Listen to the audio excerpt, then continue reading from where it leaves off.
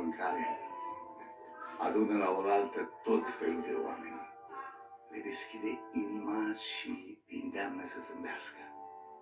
Și când o să am restaurantul meu, oameni de pretutindeni se vor aduna și se vor bucura să guste din mâncarea mea. A noastră! Ai dreptate, scumpă. A noastră.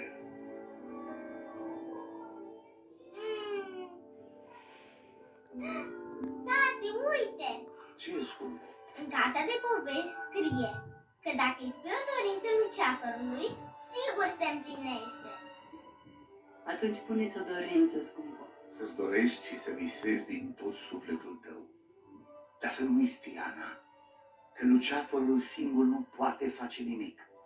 Trebuie să-l ajuți și tu, să-ți dai silința și apoi, da, poți să faci tot ce-ți pui în minte.